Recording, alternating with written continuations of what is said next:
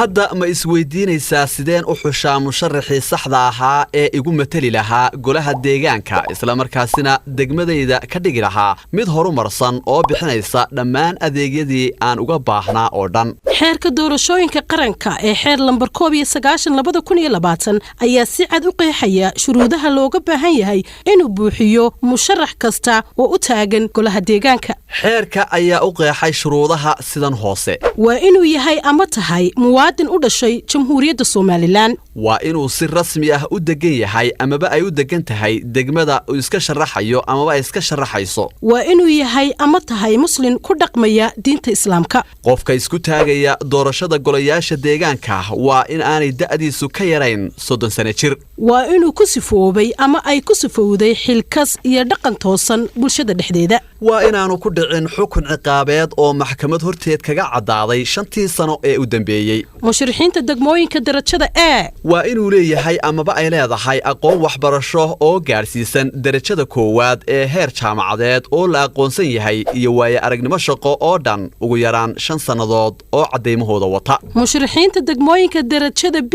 iyo C waa inuu leeyahay ama ay leedahay aqoon dugsi sare iyo waaye aragnimo shaqo oo ah ugu yaraan 3 sano. waa inuu cashuur bixiye ka yahay amaba ay ka tahay degmada uu ka sharaxan yahay amaba ay ka sharaxan tahay 5 sano ee u dambeeyay. waa inuu hanti mood nool ama midkood ku leeyahay degmada uu ka sharaxan yahay. waa inuu dhaqaale ahaan isku filan yahay. musharax kasta oo isku taagaya doorasho golo deegaan waa inuu yahay codbixiye ka diiwaan gashan degmada uu ka tartamayo. shuruudahani waa kuwo ay si adag u eegi doonaan hubina doonaan dhammaan laamaha ay khusayso oo dhami. fariimahan waxaa idin soo gaadhsiinaya wasaaradda xidhiidhka golayaasha iyo arrimaha dastuurka.